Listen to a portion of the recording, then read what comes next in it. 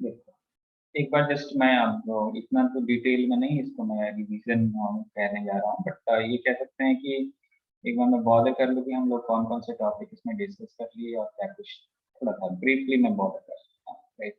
सो सबसे पहले हम लोगों ने तो ये डिस्कस किए थे कि डिफरेंट क्वांटम ट्रांजिशंस क्या है, राइट? जिसमें हम लोगों ने एस्टिमुलेटेड एमिशंस के बारे में बात किए थे, राइट? और स्पॉन्टेनियस एमिशंस भी, मतलब थ्री बेसिक कह लें कि जो basic phenomena of laser, that is three, that is induced absorption, or you can say, or second one is spontaneous emission and third one is stimulated emission. तो basic phenomena हमने तीन पढ़े थे, right? सबसे पहले और उसी में हमने कह दिया स्टिमुलेटेड इमिशन का कॉन्सेप्ट और पॉपुलेशन इन्वर्जन का कॉन्सेप्ट क्या है, राइट? ये सब डिस्कस किए। तो यहाँ पर मैं बॉर्डर कर रहा हूँ जस्ट एब्जॉर्प्शन का, तो मैं साथ ही साथ थोड़ा सा जो बेसिक है वो बॉर्डर करते जाता हूँ, सो दैट एक बार रिकॉल हो जाएगा, है ना?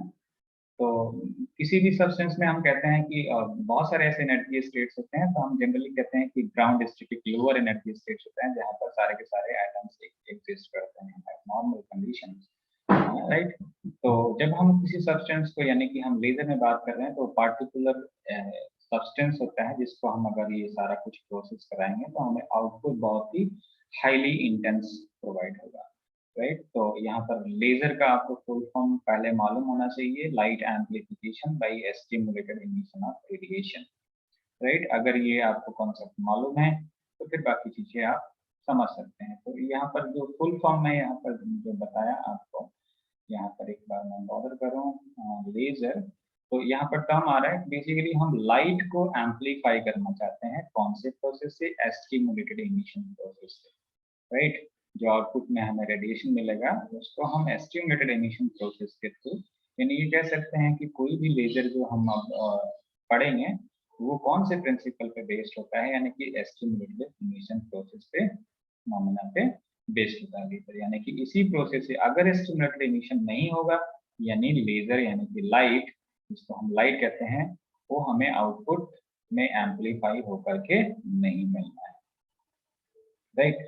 तो हमने जनरली बात की है कि किसी सब्सटेंस में ग्राउंड स्टेट था, उसको हमने एनर्जी दिया, तो एनर्जी एब्जॉर्ब करके वो atomic system higher energy state में ट्रांजिशन कर जाता है। इस प्रोसेस को हम क्या कहते हैं? इंड्यूस्ड एब्जॉर्प्शन कहते हैं, राइट? इंड्यूस्ड एब्जॉर्प्शन, तो ये भी हमने डिस्कस किए थे, ये जस्ट मैं इसलिए रिकॉल करा रहा हूँ क्योंकि अब हमें आगे different types of laser discuss करना है, राइट? नो डाउट मैं उसी में यही सारी बातें बताऊंगा, और जब तक ये आपको समझ में नहीं आता है तो फिर कोई चीज इसमें समझ में नहीं आएगा, राइट? तो 10⁻⁸ सेकंड लाइफ टाइम होता है, हमें मालूम है कि that is the life time of particles in excited state, that is 10⁻⁸ second, यानी कि इस टाइम के बाद ये एटॉमिक सिस्टम क्या करेगा? वापस डी एक्साइट हो जाएगा, यानी कि लोअर एनर्जी स्टेट्स में। ऐसा नहीं कि यहाँ पर हमेशा के लिए आ गया एक्साइटेड स्टेट में, इतनी हमने एनर्जी नहीं दी थी कि यहाँ पर लॉन्ग टाइम तक वो स्टे कर सकता है, वो पार्टिकुलर टाइम के बाद वो वापस ग्राउंड स्टेट में चला जाएगा। अब कभी भी हमने ये पढ़ रखे हैं कि कोई भी ट्रांजिशन अगर हाइयर एनर्जी स्टेट से लोअर एनर्जी स्टेट में होती है तो उस केस में क्या होता है? फोटोन इमिट होते हैं, एनर्जी इमिट होती है, and that energy is equivalent to hν, frequency of that radiation, right, multiplied with Planck constant, right? उतनी एनर्जी उस केस में इंप्लीट होगी। ये बोहर्स साइंटिस्ट जो है, बोहर साहब ने हमें ये बता रखे हैं कॉन्सेप्ट। तो इन सारे कॉन्सेप्ट को यूज करके हम लेजर को समझ सकते हैं, राइट? तो इसमें स्पॉन्टेनियस एमिशन क्या हुआ कि ये स्पॉन्टेनियसली डीके होगा, यहाँ पर जो एटम्स था 10⁻⁸ सेकंड के बाद वो अपने आप यहाँ पर ग्राउंड स्टेट में आ जाना, उसको हम कहते हैं स्पॉन्टेनियस एमिशन। इसको देखो, ट्रांजिशन और एमिशन में क्या फर्क है? ट्रांजिशन यानी कि एटम यहाँ पर ट्रांजिशन कर रहा है। अब यहाँ पर इसको समझने के लिए आप कह सकते हो कि एटम्स में न्यूक्लियस है यहाँ पर पॉजिटिव, यहाँ पर अलग अलग ऑर्बिट्स में, जो संगम ने क्वेश्चन पूछे थे बहुत इंटरेस्टिंग, राइट? तो उससे आप ये कोरिलेट कर सकते हैं। देखिए कि हमने एनर्जी बेसिकली हम उसमें एटॉमिक सिस्टम दे रहे हैं, एक्टिव मीडियम में एटम्स है, ये बहुत ही डिटेल में हमें इसको समझेंगे इन सारे पार्ट में। तो यहाँ जो हम एनर्जी प्रोवाइड कर रहे हैं वो किसको प्रोवाइड कर रहे हैं? Atomic system. तो एटॉमिक सिस्टम के क्या इनसाइड में क्या है? न्यूक्लियस है, इलेक्ट्रॉन है, प्रोटॉन है, राइट। एटम किस इनसाइड में है? न्यूट्रॉन, प्रोटॉन, इलेक्ट्रॉन है। तो हमने इलेक्ट्रॉन को एनर्जी, अब इतनी तो एनर्जी नहीं प्रोवाइड कर रहे हैं कि वो न्यूक्लियस में पेनिट्रेट कर पाए। नो डाउट इसको भी हम कर सकते हैं, बट यहाँ पर सिंपल हम कह रहे थे कि एनर्जी जो दी है वो इलेक्ट्रॉन उस एनर्जी को एब्जॉर्ब करके क्या कर जाएगा? वो हाइयर एनर्जी स्टेट में जंप कर जाएगा। तो यहाँ पर जो बात मैं कह रहा हूँ कि ये एटॉमिक सिस्टम यहाँ से ट्रांजिशन कर गया, यानी कि इसमें एटम जो है, एटम का इलेक्ट्रॉन हाइयर एनर्जी स्टेट में मूव कर गया, राइट। तो ये भी हमने क्वांटम मैकेनिक्स में पढ़ रखा है कि हाइयर एनर्जी स्टेट से जब वो इलेक्ट्रॉन लोअर एनर्जी स्टेट में आएगा तो क्या इमिट करेगा? फोटोन इमिट करेगा। उसी फोटॉन्स को हम यहाँ पर ये ऑब्जर्व करते हैं, ये स्पॉन्टेनियसली डिके हो सकता है, राइट। उसी को यहाँ पर हम बॉदर करते हैं। जो आप ट्यूब लाइट में जो आप ऑब्जर्व करते हैं, अब तो आजकल के एलईडी आ गए, तो उसमें भी ये सारा कुछ जो हम लाइट देख रहे हैं ना, जो ट्यूब लाइट से, लैंप से, वो ये सारा कॉन्सेप्ट उसमें यही एनर्जी का और ये इमिशन और ट्रांजिशन का कॉन्सेप्ट है।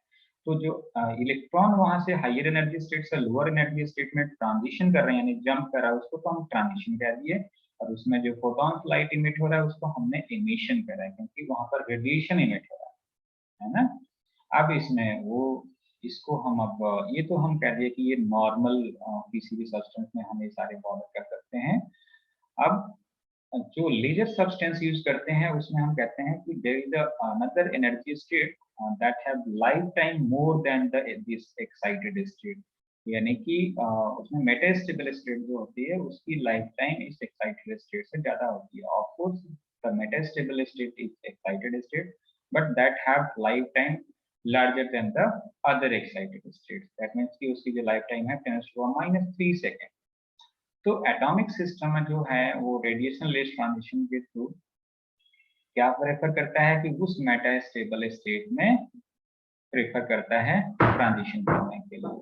तो यहाँ पर वो ट्रांजिशन कर जाता है और यहाँ से फिर हम कोई फोटोन स्पॉन्टेनियसली डिके हुआ यहाँ से, तो वो फोटोन क्या करेगा? यहाँ पर जो एटॉमिक सिस्टम है उसको स्टिमुलेट कर सकता है, और स्टिमुलेट करेगा तो एक फोटोन इनिशियल था जो स्पॉन्टेनियसली डिके से आया था, राइट, स्पॉन्टेनियस इमिशन से आया था, और एक फोटोन इसके वजह से इमिट हुआ, तो दो फोटोन इमिट हो जाएंगे। तो ये दो फोटोन क्या करेंगे? आगे के एटॉमिक सिस्टम को एक्साइट करेंगे और उसको एक्साइट नहीं, डी एक्साइट करेंगे, यानी कि ग्राउंड स्टेट में लाएंगे। तो उसमें दो फोटॉन्स और इमिट होंगे, इस तरह से 4 हो जाएंगे, 4 8 को करेंगे, इस तरह से वो कंटिन्यूअस एक प्रोसेस चलता रहता है और लास्ट में हमें एक बंच के फॉर्म में फोटॉन्स मिलता है। और ये प्रोसेस कहाँ पर हो रहा है? इनसाइड द कैविटी हो रहा है, इनसाइड द एक्टिव मीडियम हो रहा है, और वो फोटॉन्स उस रेजोनेटर के इनसाइड में बैक एंड फोर्थ मोशन करते हैं, और जो भी हमने कॉन्सेप्ट पढ़ा मोड लॉकिंग का, फ्री स्विचिंग का, है ना, और मोड्स के बारे में, वो सारे के सारा उस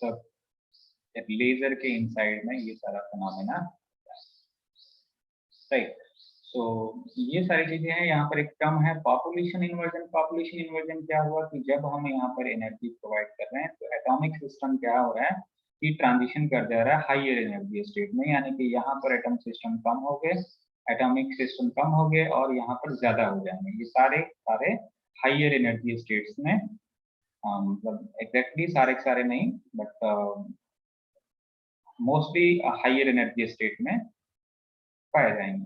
तो उस केस में हम क्या कहेंगे कि पॉपुलेशन इन्वर्जन हो गया। इन्वर्जन का मतलब कि जस्ट उल्टा हो गया, पहले तो लोअर एनर्जी स्टेट्स में ज्यादा था, अब हाइयर एनर्जी स्टेट्स में ज्यादा हो गया, है ना। कि पॉपुलेशन जो उसके नंबर्स थे ना वो इन्वर्ट हो गया, तो यहाँ पर एटॉमिक सिस्टम ज्यादा हो गया। तो पॉपुलेशन इन्वर्जन का मीनिंग हुआ कि if the number of atoms in the higher state is more than the number of atoms in the lower energy state, then this phenomena is known as population inversion, right? And this is important. Without population inversion, we cannot achieve this stimulated emission. That is the precondition, that is the main condition for laser amplification or light amplification, we can say, right?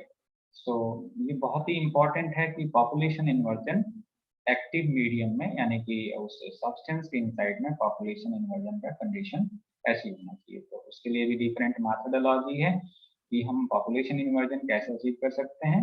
With the help of pumping. एक term आपने समझ पे पढ़े थे, pumping जिसको कहते हैं कि हम पंप कर सकते हैं, यानी कि एनर्जी सोर्स से जो ग्राउंड स्टेट में जो एटम्स है उनको हम एनर्जी प्रोवाइड करेंगे, तो उस एनर्जी को एब्जॉर्ब करके वही जो मैंने बताया वो मतलब इंड्यूस्ड एब्जॉर्प्शन के थ्रू वो हाई एनर्जी स्टेट में जाएंगे और पॉपुलेशन इन्वर्जन की कंडीशन उस पंपिंग के थ्रू अचीव हो सकता है। तो डिफरेंट टाइप्स ऑफ पंपिंग है, इससे हम जिसको हम डिफरेंट टाइप ऑफ लेजर में यूज करते हैं, आइदर वो 3 लेवल लेजर सिस्टम हो या फिर 4 लेवल लेजर सिस्टम हो, उसमें यूज करते हैं पॉपुलेशन इन्वर्जन को अचीव करने के लिए, राइट।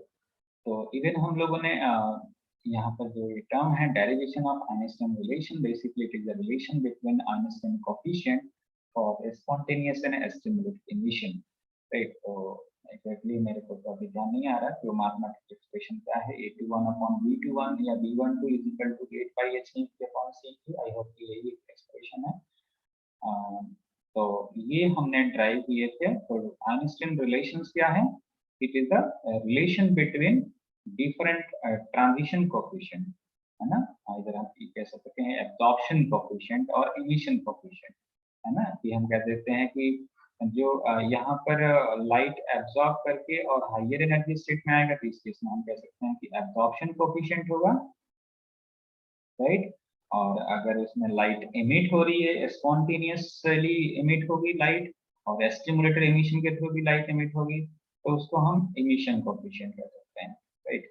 तो दो तरह के कोएफिशिएंट हमने डिस्कस किए थे जिसके बीच में रिलेशन ड्राइव किए थे फ्रीक्वेंसी और के टर्म में, that is called Einstein relations, right. So आप देखिए बहुत ही इंपॉर्टेंट एक और टर्म हमने डिस्कस किए थे, ब्रॉडेनिंग ऑफ स्पेक्ट्रल लाइंस, यानी कि जो स्पेक्ट्रम हम कहते हैं ना कि मोनोक्रोमेटिक होता है, क्या स्पेक्ट्रम वो स्पेक्ट्रम जो हम ऑब्जर्व करते हैं वो सिंगल वेवलेंथ या सिंगल फ्रीक्वेंसी की होती है? एग्जैक्टली क्या उसमें कोई ब्रॉडेनिंग नहीं होती है? नहीं, ऐसा नहीं है, उसमें पार्टिकल ब्रॉडेनिंग होती है। जो हम वो फ्रीक्वेंसी स्प्रेड जो इंटेंसिटी का प्रोफाइल बताया था उसमें बिल्कुल शार्प वो रिप्रेजेंट नहीं होता है, उसके फॉरवर्ड डायरेक्शन में और बैकवर्ड डायरेक्शन में कुछ ना कुछ स्प्रेडिंग तो होती ही होती है ना। तो बेसिकली स्पेक्ट्रल लाइंस जो होते हैं उसमें स्पेक्ट्रल लाइंस में स्पेक्ट्रल क्या है? स्पेक्ट्रम, यानी कि आइदर एब्जॉर्प्शन स्पेक्ट्रम या फिर इमिशन स्पेक्ट्रम। इमिशन जो होता है वो हम ब्राइट स्पेक्ट्रम जिसको ऑब्जर्व करते हैं, राइट, लैब वगैरह में आपने देखे होंगे कई तरह के स्पेक्ट्रम, राइट, जिसमें आप वेवलेंथ कैलकुलेट करते हैं डिफरेंट कलर्स ऑफ लाइट के, राइट। तो उसमें आप जो उसकी विड्थ कुछ ना कुछ रहती है, यानी कि वो विड्थ क्या रिप्रेजेंट कर रहा है? ब्रॉडेनिंग को रिप्रेजेंट कर रहा है, उसकी विड्थ को, उसकी स्प्रेडिंग को रिप्रेजेंट कर रहा है, राइट। वो सिंगल नहीं है, उसमें कुछ वेरिएशन है, राइट। तो कई तरह के हमने उसमें डिस्कस किए थे, natural, collisional and Doppler broadening, right. तो इसको नहीं मैं डिटेल में बता कर रहा हूँ। और उसकी जो विड्थ होती है उसको हम लाइन विड्थ कहते हैं, राइट। उसी को हम गेन प्रोफाइल या लाइन प्रोफाइल कहते हैं। इस तरह के एक्सप्रेशन में कहें, इस तरह के जो हमें ग्राफ मिलता है उसको हम कहते हैं लाइन प्रोफाइल और gain profile, right. So absorption and amplification of parallel beam of light passing through medium, बहुत ही मतलब इंटरेस्टिंग टॉपिक मैथमेटिकल है एक तरह से, कि क्या क्या हो सकता है कि अगर कोई हम लाइट किसी मटेरियल से पास आउट कर रहे हैं, यानी कि parallel beam of light pass out कर रहे हैं, है ना, किसी एक्टिव मीडियम से पास आउट कर रहे हैं, right, what will be the effect of intensity on intensity of that material, that light, right. तो उसमें हमने डिस्कस किए थे कि उसमें कुछ लाइट एब्जॉर्ब भी हो सकता है, कुछ लाइट एम्पलीफाई हो सकता है, तो उसके लिए कई सारे कंडीशन था। एब्जॉर्प्शन कोफिशिएंट हमने कैलकुलेट किए थे और एम्पलीफिकेशन कोफिशिएंट यानी कि कैलकुलेट किए थे, जो कि डिफरेंट पैरामीटर्स पे डिपेंड करता है। ये इंटेंसिटी का फॉर्मुलेशंस कैलकुलेट किए थे, I is equal to I not e raise to power minus k x, right. K वहां पर एब्जॉर्प्शन कोफिशिएंट था, राइट, एक्स उसका डायमेंशन था, राइट।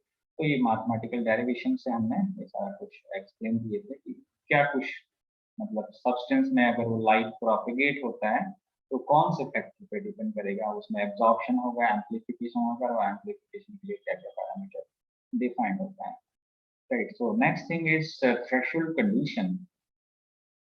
थ्रेशोल्ड कंडीशन क्या था कि ऐसा नहीं कि यहाँ पर जो ये लाइट यहाँ पर बिल्टअप हो रहा है, फोटॉन्स जो इमिट हो रहा है कैविटी के इनसाइड में, वो सारा का सारा क्या हो जाएगा, मतलब यूटिलाइज हो रहा है, मतलब प्रॉपर वे में। There is also a loss in form of scattering, diffraction, transmission you can say. तो उससे फिर लाइट प्रॉपर तो एम्पलीफाई होगा नहीं, तो उसके लिए क्या कंडीशन होना चाहिए, एक कंडीशन होना चाहिए कि आउटपुट में, तो थ्रेशोल्ड का मतलब कि वो क्या क्राइटेरिया है जिसके थ्रू हम आउटपुट वहां पर लेजर आउटपुट गेन कर सकते हैं। यानी कि कंडीशन हमने ये पढ़े थे थ्रेशोल्ड कंडीशन की, जो यहाँ पर लॉसेज होगा इस एक्टिव मीडियम के इनसाइड में, वो लॉसेज क्या होना चाहिए, उस गेन कोफिशिएंट से ज्यादा होना चाहिए। यानी कि ऑल लॉसेज, राइट, इसके थ्रेशोल्ड वैल्यू से, एक पार्टिकुलर वैल्यू से ज्यादा होना चाहिए, यानी कि गेन कोफिशिएंट से ज्यादा होना चाहिए, right. That is the threshold condition. So introduction of 3 level and 4 level laser scheme, even हमने 2 level laser system पढ़े थे और डिटेल में, और ये भी डिस्कस किए थे कि 2 एनर्जी लेवल्स में क्यों लेजर एक्शन पॉसिबल नहीं है। अक्सर क्वेश्चन आता है, यहाँ पर भले नहीं लिखा है बट जरूर आप लोग पढ़ेंगे उसको समझेंगे, राइट। तो यहाँ पर इसका मीनिंग क्या हुआ, 3 लेवल एंड 4 लेवल, ऐसे तो हमने पढ़ रखे हैं कि बहुत सारे एनर्जी लेवल्स होते हैं किसी भी सिस्टम में, है ना। एनर्जी लेवल अगर बहुत सारे होते हैं तो हमने 3 और 4 की ही क्यों बात की है, इसलिए बात की है क्योंकि लेजर एक्शन में वो अगर 3 लेवल एनर्जी लेवल्स अगर इन्वॉल्व होंगे तो उस लेजर स्कीम को, उस लेजर को हम 3 एनर्जी लेवल कह सकते हैं, और अगर उसमें 4 इन्वॉल्व होगा तो उसको हम 4 एनर्जी लेवल कह सकते हैं, राइट। तो इससे हमें डिफरेंट टाइप्स ऑफ लेजर हमें मिलता है। जैसे कि हम कह सकते हैं कि 3 एनर्जी लेवल्स में रूबी लेजर आता है और 4 एनर्जी लेवल्स में हीलियम नियॉन लेजर्स आते हैं, राइट। और उसके बाद हमने डिस्कस किए थे elementary theory of optical cavity, right. तो ऑप्टिकल कैविटी की जगह तो यहाँ पर एक ही टर्म यहाँ पर बोला गया है ऑप्टिकल कैविटी, बट हम लोगों ने बहुत डिटेल में डिस्कस कर रखे हैं what are the basic requirement of laser, basic instrument, basic components of laser. तो बेसिक कंपोनेंट्स में हमने 3 पढ़े थे कि पहला तो हमारे पास क्या होना चाहिए, एक्टिव मीडियम होना चाहिए। ऐसा नहीं कि हमने कुछ भी यूज करके और हम लेजर गेन करने की, लेजर अचीव करने की सपने देख लिया, वो पॉसिबल नहीं है, राइट। तो first precondition that should be, there should be active medium for the laser, यानी कि एम्पलीफिकेशन करने के लिए, लाइट को एम्पलीफाई करने के लिए हमारे पास एक एक्टिव मीडियम होना चाहिए जिससे हम लाइट को एम्पलीफाई करें, जिसको हम एनर्जी प्रोवाइड करें, जिसको हम फोटॉन्स, जिसको हम किसी फॉर्म में एनर्जी प्रोवाइड करें, तो हमें क्या करें, आउटपुट में हमें एम्पलीफाई करके वो सब्सटेंस लाइट प्रोवाइड करें, राइट, जिसकी इंटेंसिटी बहुत ही ज्यादा हो। तो सेकंड जो कंपोनेंट था दैट इज द पंपिंग, यानी कि पहले तो ऑप्टिकल, सॉरी, पहले तो क्या होना चाहिए, ऑप्टिकल कैविटी कह सकते हैं या फिर एक्टिव मीडियम होना चाहिए, और दूसरा पंपिंग होना चाहिए। क्योंकि अगर उस सब्सटेंस को हम एनर्जी नहीं प्रोवाइड करेंगे, यानी कि पंप नहीं देंगे, यानी एनर्जी नहीं देंगे, तो कोई भी एटॉमिक सिस्टम जो उस एक्टिव मीडियम में जो प्रेजेंट है वो हाइयर एनर्जी स्टेट में मूव ही नहीं करेगा। अगर हाइयर एनर्जी स्टेट में वो मूव नहीं करेगा, इसका मतलब क्या, कि पॉपुलेशन इन्वर्जन की जो प्री कंडीशन था वो सेटिस्फाई नहीं होगा। अगर पॉपुलेशन इन्वर्जन नहीं होगा, इसका मतलब हम एस्टिमुलेटेड इमिशन को गेन अचीव नहीं कर सकते हैं। तो आप ये समझ रहे होंगे कि किस तरह से ये इंटर रिलेटेड सारे फिनोमेना है, right. And last one is resonator, mirror जिसको हम कहते हैं, ऑप्टिकल जिसको कैविटी जिसको हम एक तरह से कह सकते हैं, ऑप्टिकल कैविटी हम यहाँ पर एक कह दिया कि उसी का हम रेजोनेटर कह देते हैं, या रेजोनेटर यानी कि जिसके इनसाइड में एक्टिव मीडियम प्लेस्ड, राइट। तो 2 मिरर जो हम यूज करते हैं M1 और M2, राइट। तो active medium, right, active medium हो गया, और दूसरा पंपिंग हो गया, और तीसरा हो गया जो रेजोनेटर के, मतलब ऑप्टिकल कैविटी के इनसाइड में सारा कुछ होना चाहिए।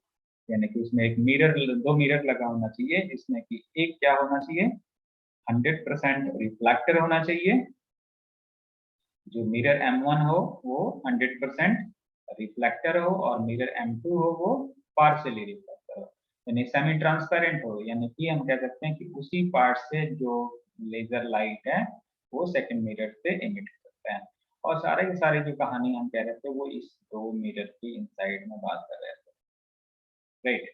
सो अब और भी बेसिक उसमें जो कॉन्सेप्ट है लॉन्गिट्यूडनल इन ट्रांसवर्स मोड्स, बेसिकली उसके इनसाइड में इस मीडियम के इनसाइड में क्या हो रहा है, फोटॉन्स, लाइट इसमें है, राइट।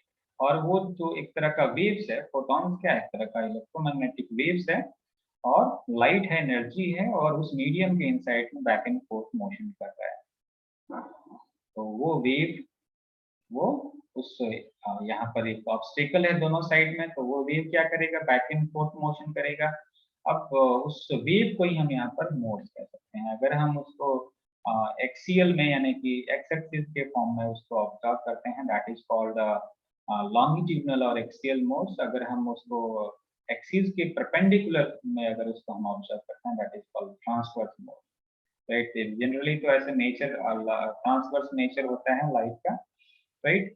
तो मोड्स यानी कि वहां पर जो वेव्स प्रेजेंट है, तो इस मोड से ही हमने अभी जो आज के लेक्चर में डिस्कस किए थे कि किस तरह से हम उसको इंटेंसिटी को प्रॉपर वे में अचीव कर सकते हैं, हाईली इंटेंस शॉर्ट ड्यूरेशन के लिए अचीव कर सकते हैं, तो with the help of Q switching and mode locking ये सबको अचीव कर सकते हैं। तो ये सारा का सारा इस ऑप्टिकल कैविटी के इनसाइड में ये सारा कुछ हैपन होता है, राइट। तो ये सारे हमने टर्म डिस्कस किए, और इसी से रिलेटेड था हमारे पास एक Q switching and mode locking, जो कि मोड लॉकिंग हमने आज के प्रीवियस लेक्चर में डिस्कस किया था, उसके पहले हमने क्यू स्विचिंग डिस्कस किया। यानी कि हम डिफरेंट शटर यूज करके उसकी जो पल्सेस की जो इंटेंसिटी है उसको हम इंक्रीज कर सकते हैं, जिसमें हमने डिफरेंट सेल की बात की थे, कर सेल यूज किए थे और पॉकेट सेल यूज किए थे, कर effect and pocket effect, pocket effect use किए थे, राइट। तो उसको मैं डिटेल में बॉदर नहीं करने जा रहे हैं, एक बार जरूर गो थ्रू होइएगा।